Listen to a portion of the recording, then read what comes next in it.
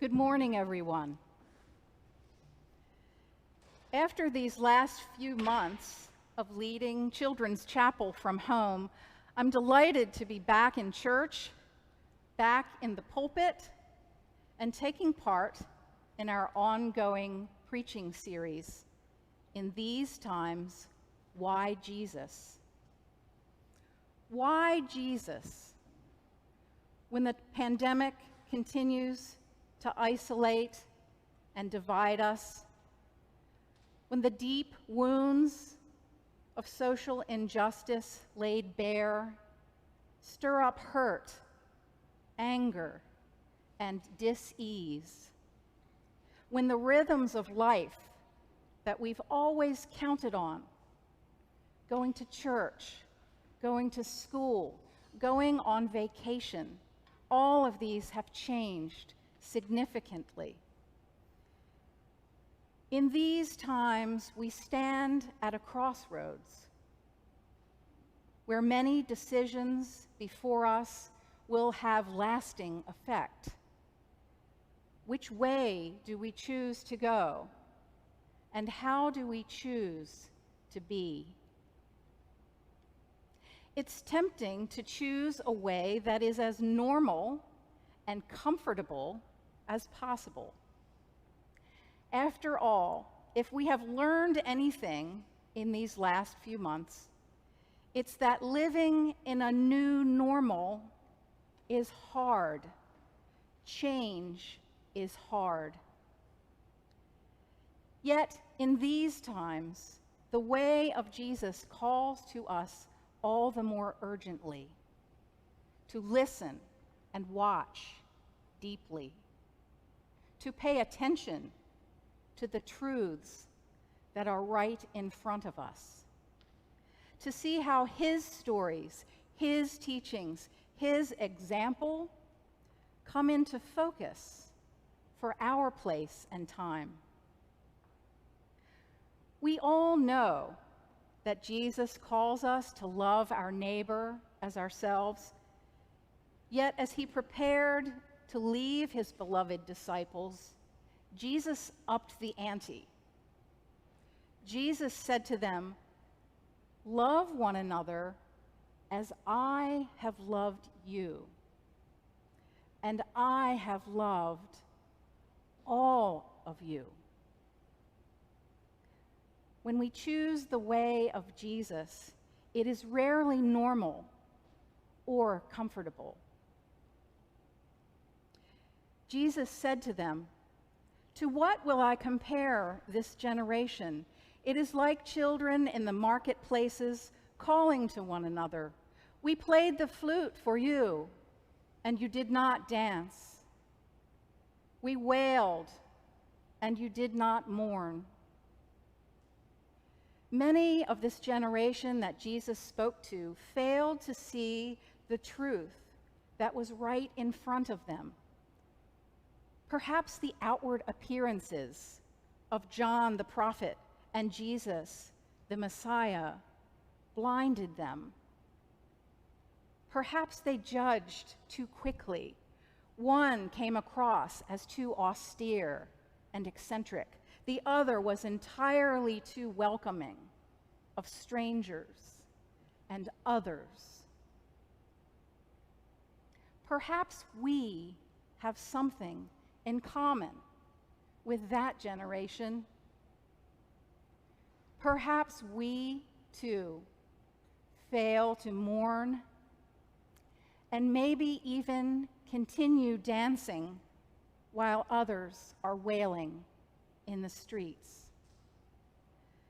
Perhaps we neglect to recognize and celebrate even the small victories of those who struggle mightily for them. Perhaps when we become blind or indifferent to the burdens of others, perhaps we have begun to fall away from the way of Jesus. I invite you to consider your own life for a moment. Think of a time when you have been misunderstood. Think of a time when you have been characterized in ways that are not true to who you really are. Think of a time when another person has made assumptions or passed judgment based on where you grew up or how you speak, based on the color of your skin or who you love. Indeed, one of the heaviest burdens we carry, perhaps without even feeling its weight, is failing to see the burdens of others, failing to hear their truths when they cry out right in front of us. A few years ago, I spent my summer at Johns Hopkins Bayview Medical Center. I was engaged in clinical pastoral education, also known as CPE. This is a 400-hour course of hospital chaplain training that was a requirement of my graduate degree in pastoral care. Now, Hopkins Bayview is a community-based hospital in East Baltimore. It's a few miles from its big sister, the world-renowned Johns Hopkins Hospital, and miles away on many levels from the part of Baltimore where I grew up and where I live. Bayview is a microcosm of the city, a reflection of the multi-ethnic neighborhood that surrounds it, with all of the byproducts of poverty in clear view every day.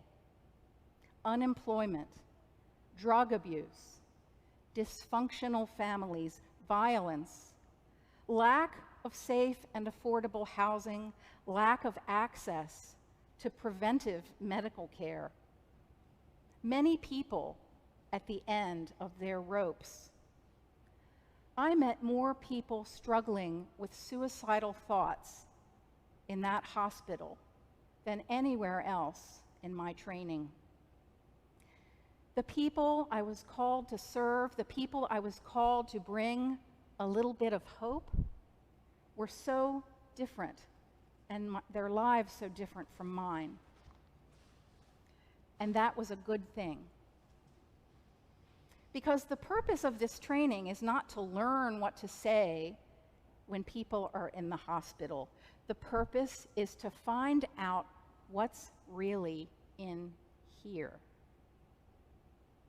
To dig into those unattractive and often painful realities about ourselves.